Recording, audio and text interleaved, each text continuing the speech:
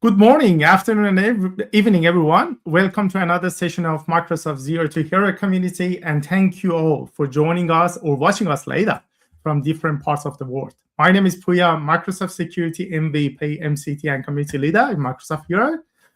Before having a great speaker on the stage, I would love actually to have a couple of actually code of conduct for this actually community that we have. And after that, we are going to have a Kirsty on the stage. So as always, be friendly and respectful to everyone. Listen to different opinions and be kind and patient when you're asking a question or you're and don't forget to follow us on LinkedIn, YouTube, and Microsoft Tech community to receive latest news and updates about our community and upcoming sessions. So we have Kirsty for today's session. Kirsty is an 8-time Microsoft MVP, a globally recognized Microsoft 365 adoption and Copilot expert. She's also the founder of the Australian Microsoft 365 adoption user groups and highly respected voice in the Microsoft community around Copilot, AI adoption, change management, and productivity transformation. Many in the community also know Kirsty as the Prompt Pixie, and for good reason. She has helped thousands of professionals and organizations understand how to truly unlock the value of Microsoft 365 Copilot through effective prompting, practical adoption strategy, and real AI world use cases. I'm totally sure Kirsty is going to talk a bit about that, why some people are just naming it as a Prompt Pixie. So in today's session, Mastering Microsoft 365 Copilot Prompts, Kirsty will take us through how to move from simple prompts to powerful and effective AI interactions that can significantly improve productivity and workflows in organizations. So, Kirsty, thank you for joining us and supporting the community. We are really looking forward to your session. How are you today? Oh, great. Thank you very much for having me along. I always enjoy having a bit of a play with prompting and helping people untangle it, and just getting their head around the taxonomy is half the battle. Oh, awesome. Yeah. Great to have you always on this actually community, and thanks again for allocating time to share your insights with the community. So before further delay, I would love actually to go behind of the stage and learn something from you today and have your slide up to the stage. And I'm behind of the stage. The stage is yours. Thank you. Thanks very much. Let's kick in and get ourselves underway. The joys of AI. When I start to have a look at kind of where we're at right now, we've really been caught in this negativity bias. It's this evolutionary survival where it activates in the brain so much more intensely in terms of boosting our memory formations. So we've had this kind of negative bombardment, even from movies, even the latest, if anyone recognizes the one down at the bottom here, this is the latest Mission Impossible, saying that, ultimately the world's going to be taken down. And we learn faster when we're trying to avoid things like touching a hot stove. However, we're not thinking about all the fun kind of AI movies that are out there. And so we want to try and start to think about this a little bit more positively, because there's certainly a lot out there. Do you know what? Have you actually used a calculator before? Well, go you. Frankly, it wasn't that long ago in the 1980s when maths teachers were actually protesting the use of calculators. They were called calcuholics, and they were addicted. They weren't paying attention to answers. They actually need arithmetic skills, not calculators, supposedly. Do you know what? We're just in this new era. And frankly, even when we think about something like the Industrial Revolution, we're not all out of a job. We've got work still. So it's just newer ways of working. And frankly, our very first effectively AI robot in our household was the Roomba back in 1989. I know I've still got one that's out there, very busy, happy little Roombas. Okay, so when we think about it, it has been around for a little while. But the difference is that generative AI. And frankly, the rate of change, and when I look at the way that users are actually working in this day and age, our technology is exponentially growing, but our adaptability, it's not as great. It is moving at such a cracking pace. And even with me trying to keep the industry up to date through my own user groups, then there's some real challenges where we need to start bridging the gap. So I'm going to help you jump a few of those hoops. Frankly, AI, it's here. A lot of us are already using it, and you might be using something that might not be safe and it sits outside your corporate environment. And if you do happen to have even a small business and you're joining in one of these sessions, we start to look at the ROI. Whether you're small or large in an organization, frankly, this bottom line is where I'm a little bit more focused on because I'm on the people side with being an adoption consultant. Frankly, we want to try and keep our people. So the more that we can keep our people, the happier they are. If we're increasing in terms of their job satisfaction and we can bring them in quicker and they like what they're doing, they know if they're going to stay. So this is really, I'm all about the people side of this. This is very much my focus. So if I have a look at the likes of AI and we bring Copilot into the workplace, then the average savings of time is 9 hours a week. Now, depending on where you sit on this scale, if you're a millennial, you might actually be saving a whole lot more. Or if you're really, really getting into Copilot, you might find that it's even more than this, especially on some given day of the week in a particular job that I might be doing, and I can get a lot more time back. So ultimately, this is really about being a productivity multiplier. So I'm going to focus on a few of those things, and hopefully what I can do is have Copilot really giving me ways to be able to do things a little differently so that I can go and do what I do best. And I'm leaving the administrative, the heavy lifting side of things to Copilot and working alongside it. So then where? I mean, frankly, this was in 2024. The artificial intelligence landscape was huge and it's growing at an absolutely massive rate. And when you start to have a look at generative AI and bring generative AI, and there's so many that you could actually be utilizing. Like, I am personally focused on, of course, Copilot. And as part of that, Microsoft have Claude, and it's actually included as part of your Copilot environment. Plus, it's got others. So you start to have a look at Studio and the likes. There's lots that we can work with. Now, more often than not, you can have it for free. Frankly, there is the kind of the free version, but like everything, it's sort of limited. It is throttled. Now, if you go and get a license, and that's where I suppose I'm a little bit focused on that today, because the moment you start to get a license inside your organization or business, then that's where you start to get some really amazing value. So once you get that license coming in, and depending on, where you happen to be, you might have a technical partner or you might just be purchasing yourself. Generally, it's for a business, it's $30 a month. But there are lots of different deals that are actually out there for whether it's small business or not. Now, the main thing is going to be is it then gets embedded in your work environment. That's a really big difference. And you start to then get some more advanced features compared to the free version. I can still load a document, but it's not actually focused in my environment. So some of the things that I will do will be quite different from one area to the other.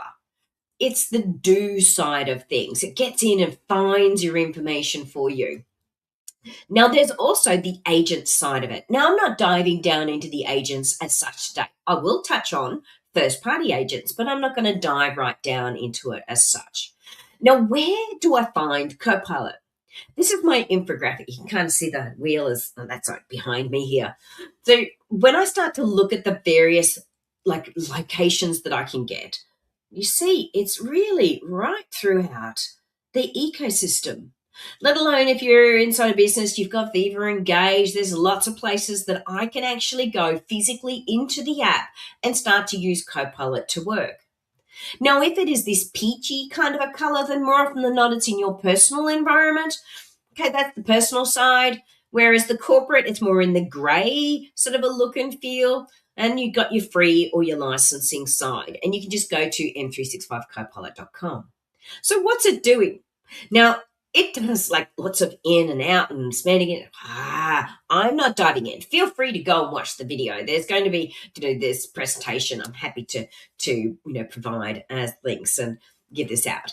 So in the Copilot system, and the way that it travels through in asking questions means that when I put something in to this orchestrator here, I can choose either, am I looking at the web or am I grounding it in my work? But hang on, is it secure? Either or.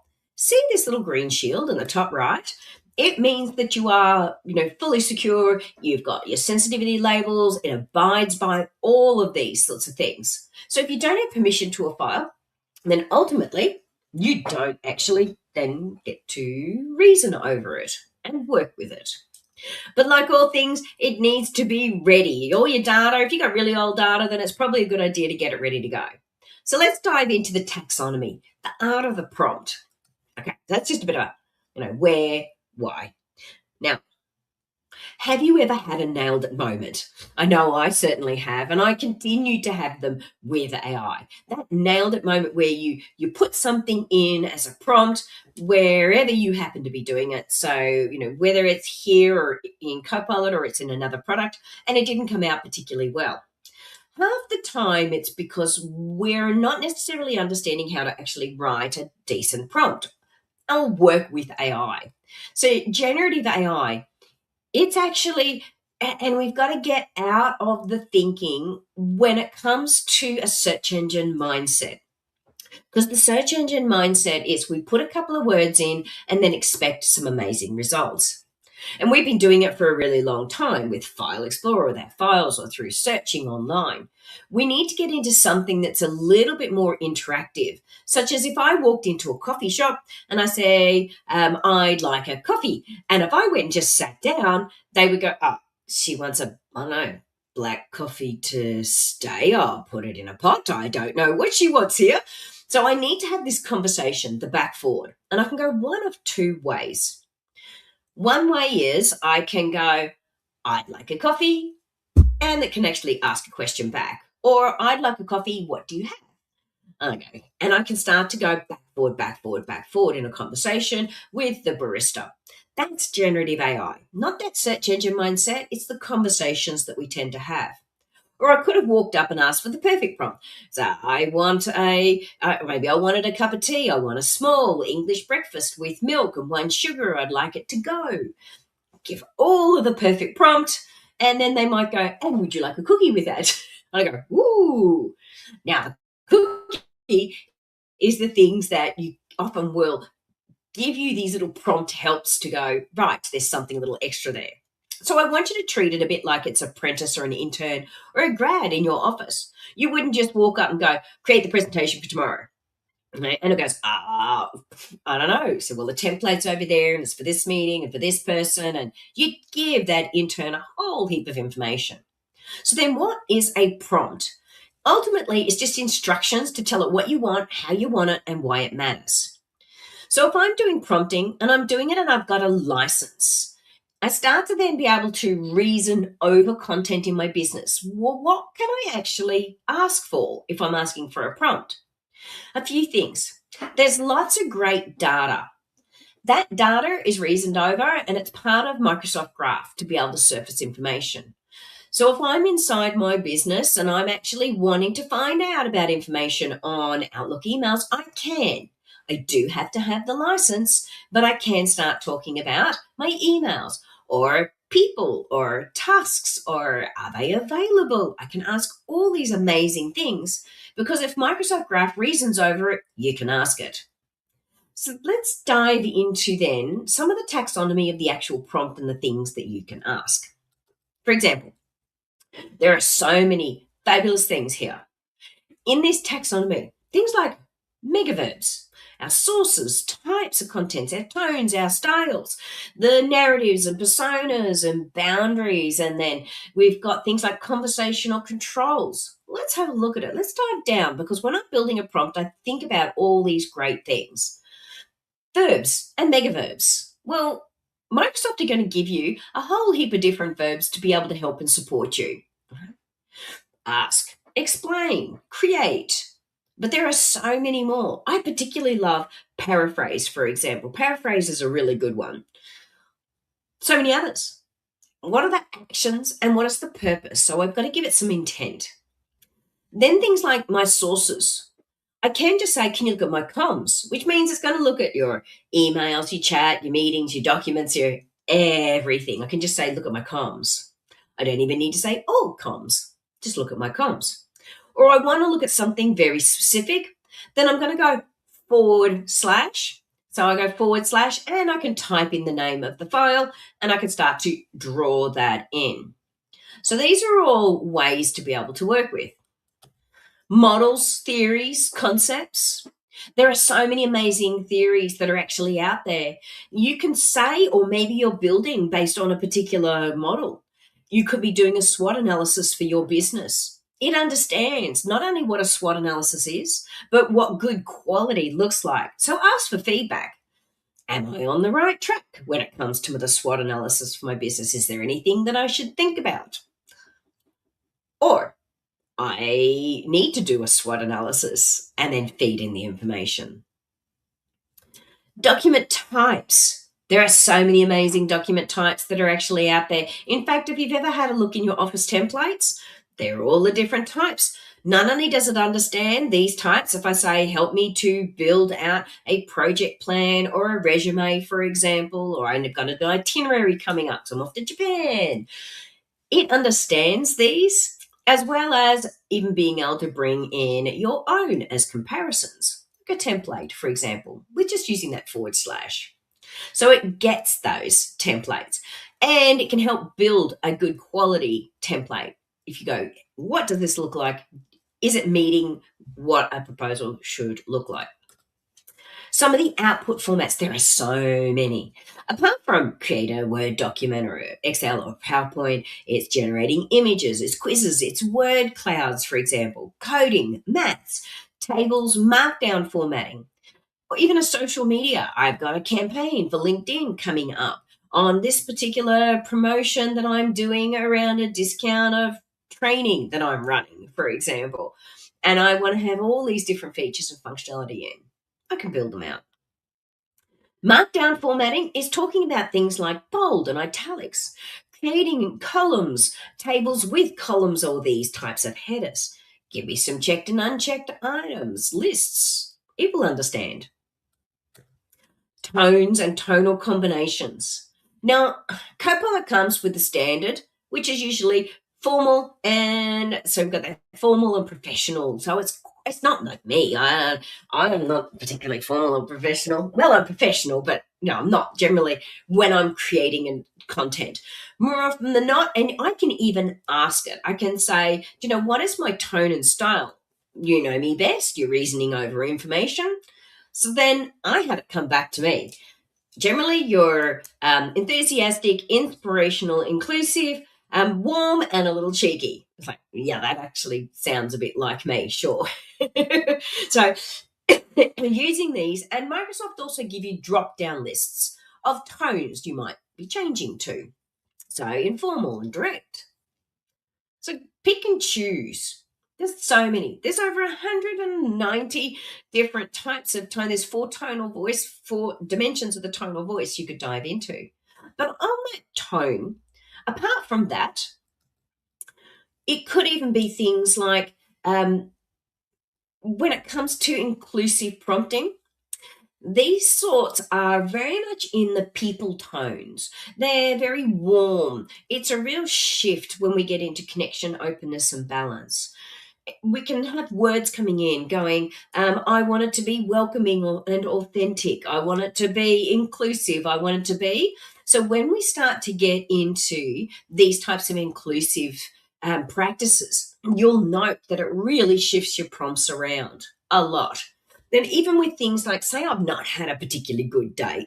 Not often, but occasionally, and you're going to, I don't want it to do a cleanup of my email to sound light and friendly. It still needs to be serious. It still needs to be assertive, but it also needs to be open-minded, and I can use all these combinations when it comes to verbs and inclusive modifiers. Narratives, the first person, second person, third person. Do I want it in the I, the we, the me, the they, the them? I see a lot of people creating content and then going back and manually adjusting. It's like, well, no, just ask it to change its point of view effectively. In the roles and personas, you can be whoever you want to be. I don't have to be myself. I could be a chef. I do cake decorating. Maybe I want to be a chef today. and I want to be a chef, and I'm actually talking to a room full, or maybe I am being the adoption consultant, and I'm talking to a room full of executives that are maybe they're novices. Room full execs, they're novices. And maybe I'll go, I'm an adoption consultant. And then I can say, I'm an adoption consultant speaking to a room full of execs that are novices at the moment. They're all, 60 plus. I'm going to talk about, this in terms of content. I'm going to get a very different answer than, can you give it to me teach me like I'm a 5th grader? Quite different. Times and time ranges. It understands the relative to the general, the specific, the fiscal quarters. Now, depending on where you are globally, that can really change. The US, for example, have very different quarters than we do in Australia compared to the UK. So generally we'll recognize your locale, but if you're creating content and it is for another location, you might want to think about saying what country it is you're doing these things for as well. There are over 100 languages, 26 core. Copilot will also handle those language variants, so it will convert easily if, say, I need to do a presentation and I need to convert that over to simplified Chinese because I'm actually about to present to China. And it gives me something I can use as a handout, for example. Languages and scripting. Now, I generally don't tend to do much in the scripting. I'm not in the heavy technical space, but Python is my friend. I use Python a lot in Excel because Python allows me to be able to do some deep dive analysis. It's really worth getting in and having a play. You might be doing that. I can ask it to detect personal information. Things like just double check and make sure that I haven't put out my credit card, for example. Or there's no information that I've got a document I've got to put up on our intranet. Can you make sure that there isn't any metadata, for example? It's got, who created it and who modified it, and strip it of these sorts of things. Help me to work with it and find it. Okay. Demonstration data I love. I'm building it all the time for not only clients that I'm working with. They go, can you give us a scenario of this? And I go, sure, I can do that. And I just build it out, get some demo data, and I can do examples. But I also do it all the time where I might go, give me an idea of questions that I could actually ask. Effectively, it's kind of giving me demonstration data. It's lots of different, examples of how to do things. There are plenty of detailed controls.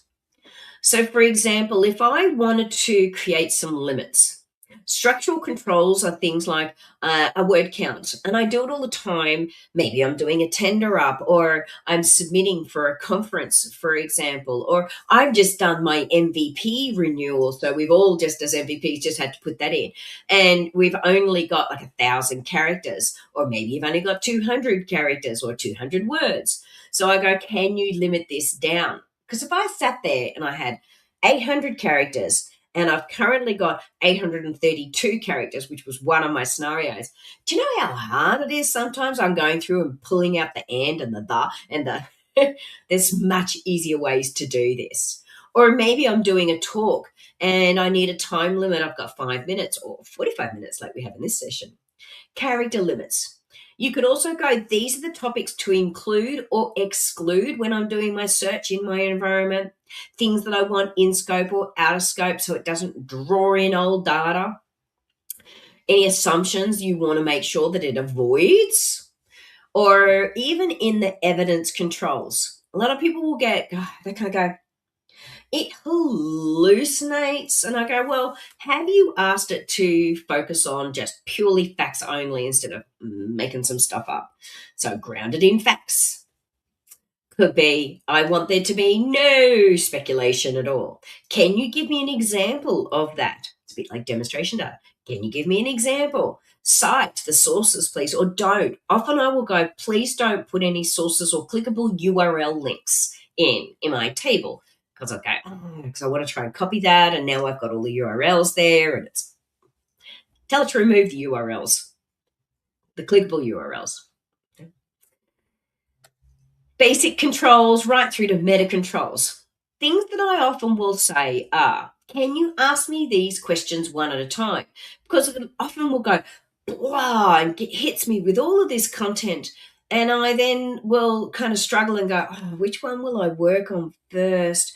And hang on, scrolling back up. I'm scrolling up. Okay, what was the first one? And then I'm scrolling down to try and answer it.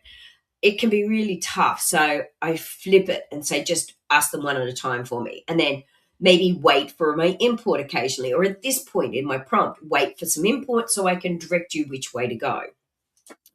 Switching to step by step, or maybe ask some clarifying questions along the way before answering, because I need to maybe take it in a different direction. Chunk it down, switch to consulting mode.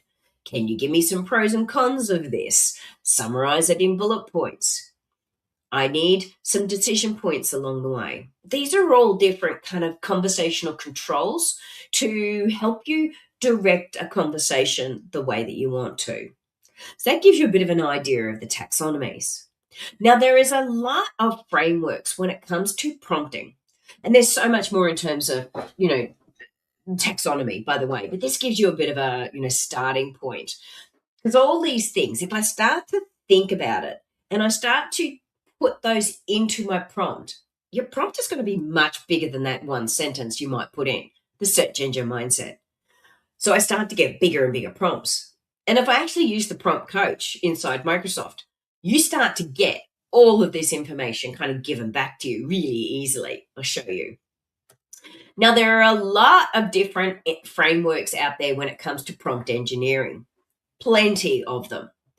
You might even prefer pillars, P-I-L-L-A-R-S. I'm going to use GCSE because it's the one that's going to be throughout the Microsoft environment. And if I use the prompt coach, it's what it's going to use. So things like it's looking at the GCSE as the goal, the context, the source, and the expectations. So when I start to dive down into this, and remember, when it was ordering that coffee, I was, well, what is it? I am going to have it here, or am I going, okay. All these sorts of things, the goal, context, source, and expectations. What do I want? Why, where, and how? So let's break it down. So if I'm going to do the GCSE, so the goal and the context. So the first one, if it was just a command or a search engine mindset, maybe I went online and I went, give me a list of interview questions, and it gave me 132,000 responses, and I'm now clicking through all the links. If I dive down into the GCSE and I go, I want to prepare for an upcoming interview for a very particular role in a particular team and help me to create some questions. So I've got some context of what I'm trying to do, and I've got a goal. Now, it would be a little bit better, though, if I gave it some more goal and context. Now, there's no bad prompt as such. There's a kind of a beginning prompt. It'll just take you longer to get to where you want to go. So a better one would be, who am I? I'm a sales and service manager, and I've still got the same role and the same team, but I'm preparing now a list of appropriate questions for the candidate. So I'm actually saying exactly what it's for and who it's for, and that I want to look prepared for this particular interview.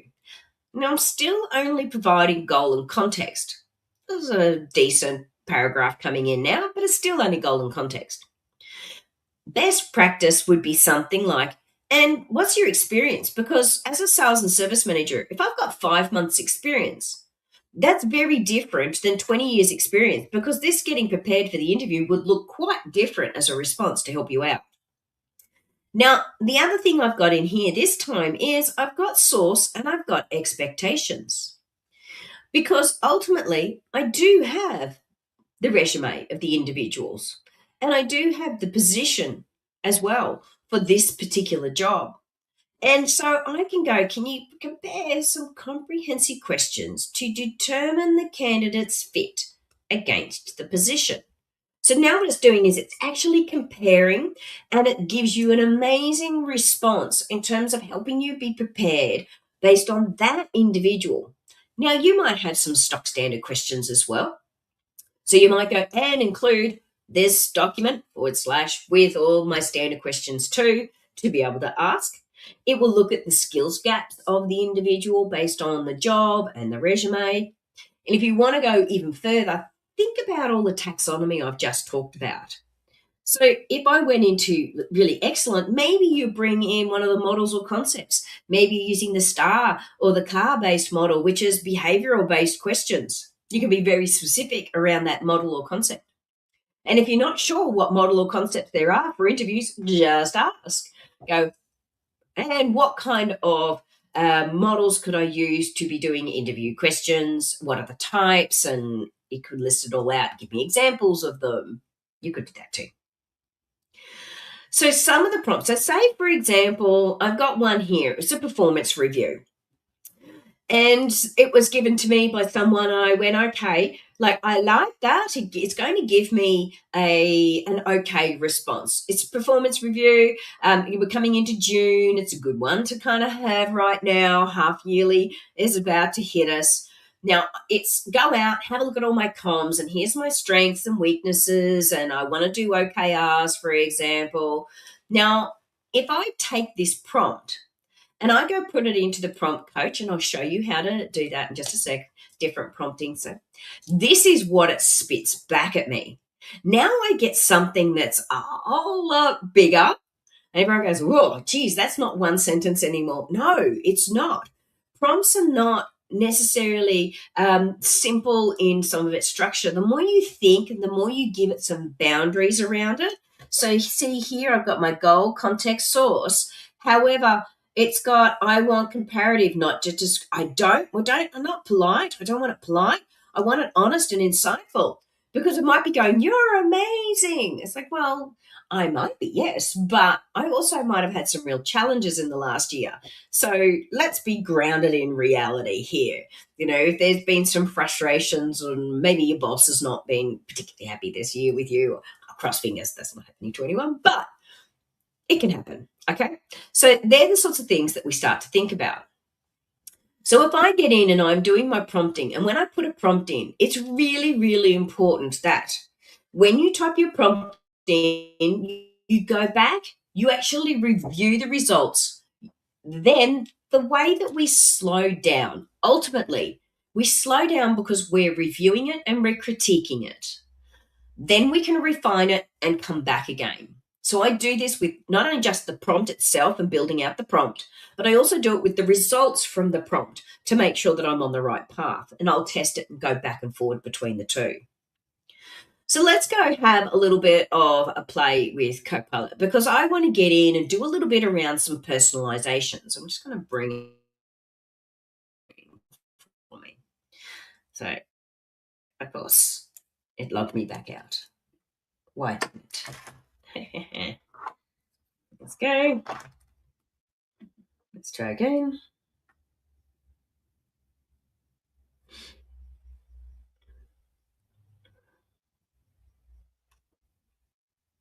There we go. So when we get in, go to our environment, drop in here to Copilot. Let me screen just a little bit larger again. What do you reckon? Okay. So once I'm in here, there's the work and the web environment. Now, if I'm wanting to have some personalization, I can come up to my ellipsis and go into my settings. And in here, I do have personalization. I've got custom instructions and also my work profile to help me. Now, I love having my custom instructions. It says, well, who are you? I'm an independent expert. This is what I do. I don't sell. I have presented. This is what this is what my tone is. I then have, if there's anything that's missing, make sure you ask me. I like to use the ADCAR framework because I'm in the change space. So ProSci or ADDI methodology for training, for example. If you don't know, ask me. Start with summaries, include business cases. These are my hex colors for my business. I can be very easily distracted. Just double check my calendar and make sure this is what I should be doing. So then, and some hidden gems. So that's some of my personalization. So you might see some of these things flowing through.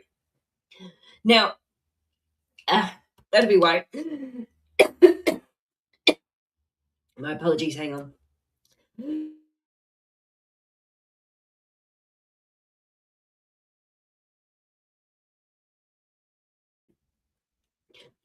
So from here, if I'm wanting to do a particular prompt or I'm trying to find some information,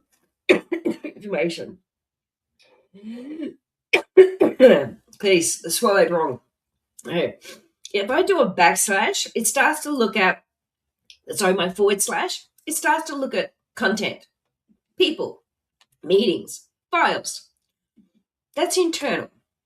Now, I don't necessarily have, sorry, don't necessarily have it here. If I go forward slash here, I can load it up. So it physically loads it rather than just has it looking at it. So it has to load it up. Okay, it's a bit different. So from here, I've got different things like, let's have a look. I've got my sources I can load up. I've also got first-party agents, Microsoft agents to help out. Research, analyst, all these different ways. Now, over on the left-hand side, if I go all agents, and I go see more, you start to see here, I've got my prompt coach, and you can add agents in. So you can find them. If you haven't added it in previously, it will go, do you want to add it? And you can go yes, and then you can open it. So in terms of prompt generation, so say, for example, I want to create a prompt, and here's my prompt. I'm a consultant. I'm creating FAQs for a small financial business about Copilot. What kind of questions are actually out there? Okay, organize them into features of best practices. The questions should be in bold. So I can then go in Prompt Coach, I go, help me to clean up this prompt. Okay, make the output in the first bit. Ready, here we go. Let's go. So now what it's going to do is it's going to work its way through, and it's going to give me a little bit of an idea of a better way for this to be worded.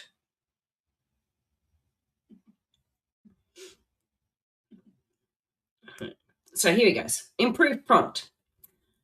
Task, structure, tone, content expectations, and then goal. It will also then give you a why it specifically changed it. So if I go, okay, there we go. I'm going to now take this one, copy, go new chat. So now when I put it in, I actually am going to get some decent results. So it's a lot bigger. Let me have a look at it. I just copied and pasted it. So now I can start to build out some content. Now it's going to be looking internally also at my content because I've gone on the internal, the work button rather than the web button. So it'll work its way through. Now it's getting a quick answer. And the reason it's doing that is because of the type of model that I'm then going to be choosing. Now, I'm not going right down into GPT or, Opus. You can use deeper models. So I can go into the much deeper, think deeper, or go deeper again and use researcher or analyst as well. So it's having a look at internal documents. It's working its way through, seeing if it can find anything. Now, I'm going to get a different result here than I would on the web, of course. So it takes a moment for it to flow through. So I've got my personalization, and over on the left-hand side, my past history can sit in library when it comes to creating pages and images, for example, or you've even got the create side. So when you want to create infographics and documents, infographics and things like pictures, for example, I can go through my apps launcher and bring up create. So it's working its way through, getting a chance for it to start creating and building it out. So a few things that I'll often will do as well is if there's something I've got going on, I will go, can you remember this for future? It could be I'm going to be away at the Digital Workplace Conference in Melbourne from the 26th to the 28th, I think it is, down in Melbourne. So put this into my, remember this so that when I'm, creating content, or maybe I'm trying to do something like book something into my calendar, that it remembers that I've already got something on. Or I like to do things like I prefer bullet points over numbering. Save this. This is my preference. Here we go. So here it is, basic features. Now it's listing them all out. Q&A. So what I will often do is build out this sort of thing where I can then help clients. I will go back through. It gives me a good foundation.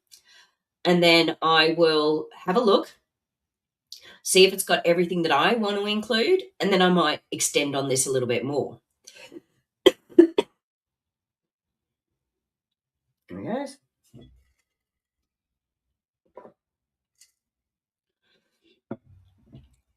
Here we go. And it is done. Just about done. Sorry, everyone. Coughing.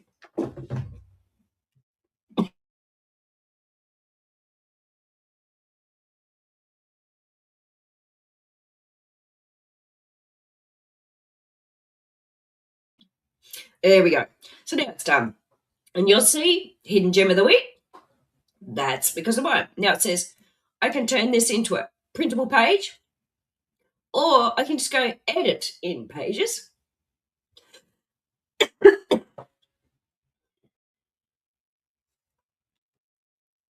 Here we go. Now, instead of sending it to work, this gives me an opportunity to continue to work on this content, add in some more questions, adjust, ask Copilot for more information. And then once I'm done, then I can actually go create it. Or I could even share it with someone else. So share it with someone else and ready to go.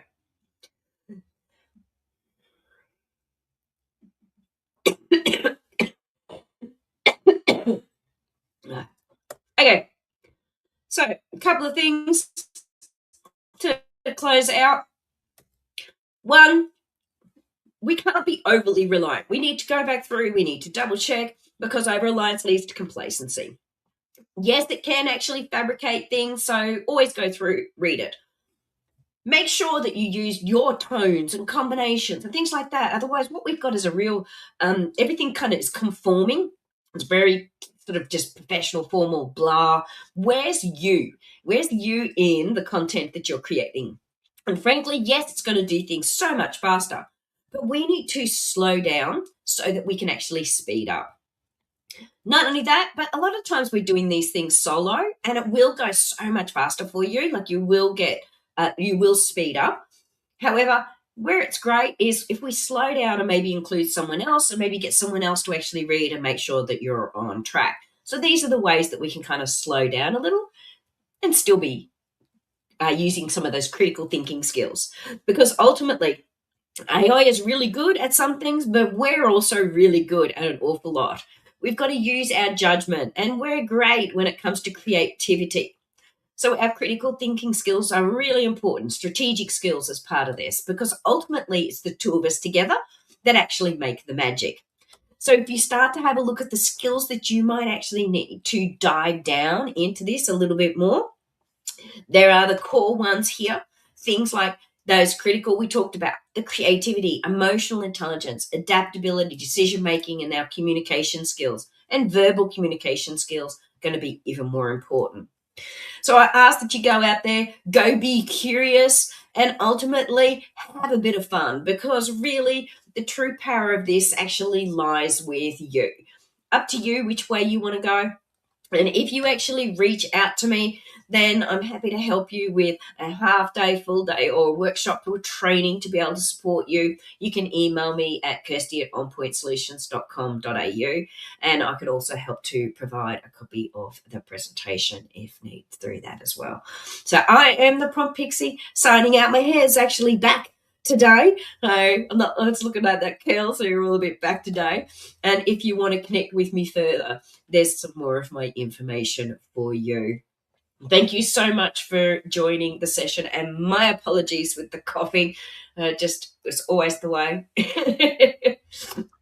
Thank you so much, Kirsty. I believe that you manage very well. It's happening to all of us when we're talking too much.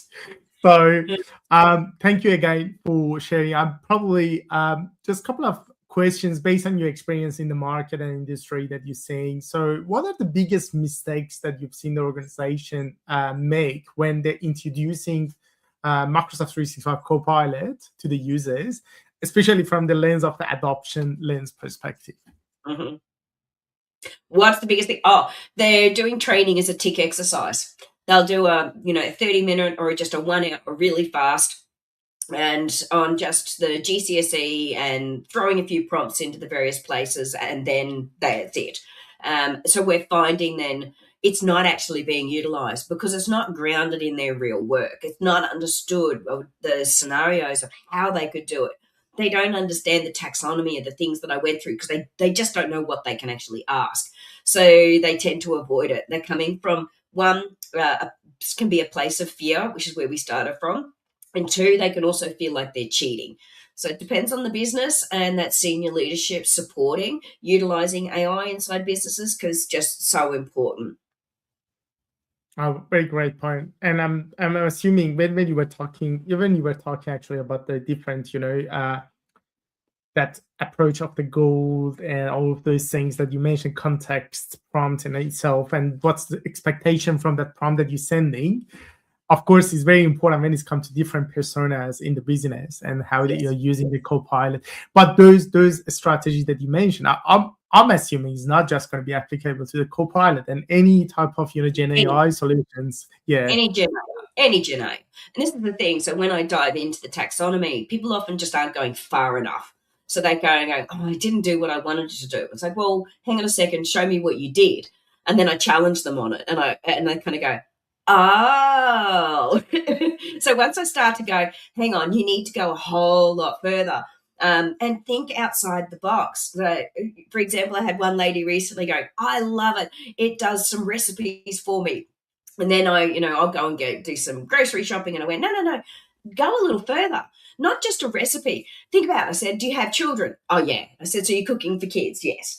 They're 5 and they're 7, I found out. I was like, okay, so one likes what, just chicken, and the other one will eat a little bit more? He said, no, they just eat chicken as well. And I go, right, okay, why don't you be doing, I want to have a look at the latest whatever you happen to have, whether it's Coles, Woolworths, Safeway, there's so many different ones around the world. They go, look at the latest Coles flyer. Give me the food that's on sale this week. I have a 5 and a 7-year-old. They only generally eat chicken, but they'll occasionally eat this. I need to hide these couple of vegetables. Can you give me some recipes for the week? And off the back of that, give me a shopping list. And they just go, whoa, It's like they think of one little thing, but they're not taking it to the next level and the next step. So whether it's on a personal side or it's in the business side, think outside the box and take it that little bit further. Don't think about just that one little thing it's helping you with. Just, blow it up, basically, as much as you possibly can. Very great point. I think on the business side, you mentioned very well, which is probably there are some trainings and those things, which is understanding of different personas. But in the personal life, how you're going to use the Copilot to really help you in day-to-day of the life, that's another level of which is the generic people can use it, I don't do any searching through browsers anymore. I do it all through Copilot, the lot, because it's just so much easier because I can ask questions and take it in different directions. That's what I love. It's not just a one and done like you get with a search engine where it's just here's all of your results. I can't ask more questions of my results. So that's what I love about it, where I'll dive right down. I've been in the throes of moving house right now. And I'm like going, I need a skip bin that's close to me, something I can put lots of garbage in, and took it on all sorts of different directions. For sure. And that's what I do. I do like it for that very reason. and changing the behavior of the people day to day, how they're using it. Just as you said, I was always Googling the stuff and finding it, but now he's using AI mode of the Google and just trying when Googling something. So that's totally changing how we are doing the work day to day, regardless of which Gen AI solutions that we're using, day to day in your life. Maybe as a last question, as to close this session out, what was actually the most surprising or creative prompt that you use personally with the Copilot, which is you're very excited about when you actually use that prompt? Oh, when I used the prompt, what would it be? As a fun things or as a work things, doesn't matter. Oh, there's been so many. I had one recently where I had 30 hours of interview recordings, and I have all these questions that I ask as stock standard. Now, with a recording, and they were audio recordings, and so I just went, based on these audio recordings, can you pull together the responses and pull them into a report? I needed a report off the back of it. Now, that in the past would have been around about 8 or 9 days worth of work to pull together a report. It went through, pulled all the transcript based on the questions, collated them together, all the different responses for that one question, collated together into one grouping. And I managed to pull together then off the back of it a full report with analysis, as well as some common factors, because it was qualitative, when it came to verbal, all qualitative analysis, and using, Python and a lot of qualitative analysis to be able to then draw on and create charts and build out a proposal and a report, and do that in 3 days instead of 9 days. Now that I was just like going, yes. Because they can be really stressful pulling together some content like that and trawling through. In the past, I would have been, hand taking typing up all of the notes off the back of recording, as an audio recording, to the fact that we've got the likes of transcripts now to be able to help do all these things. Oh, geez, it's a turnaround without a doubt. That was an exciting moment. There's lots of other ones. I'm building out, as I said, Japan holiday. A couple of years ago, 3 years ago, I did the UK and everything was manually done. I take my mum, and she's disabled, so she's in a wheelchair, and I go as her carer. This time around, it was like, give me all of the best locations based on our trip and the itinerary, and I need to know the trains and the taxis and the phone numbers and what's the in terms of wheelchairs and you name it. I had a whole massive itinerary done in 26 minutes. Wow. That's exactly business. That's how. Yeah, exactly. That was exactly what we're saying. Actually, the most successful people in the next wave of this industry and the market, those people really effectively using AI and be creative. How they're using the AI. So that's and of course with the some I would say the fundamental and principles that you've covered as part of these sessions, how we can effectively, really and efficiently using AI for the day-to-day work in personal or professional life, regardless. So thanks again for your time and sharing your insight with the community. Great to have you here as part of the Microsoft Zero to Hero, and I wish you all the best for the rest of the day.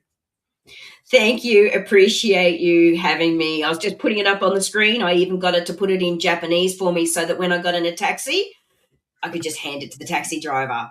So there you go, guys. I just thought I'd show you the example. Appreciate you having me. And, now I've stopped coughing, of course. This is when I'm not talking. Thank you so much again. Have a good day. Have a good day and night, everyone joining us today. And follow us again for the upcoming sessions. We're going to have great speakers for following months as well. Thank you so much, Kirsty. Bye. Thank you.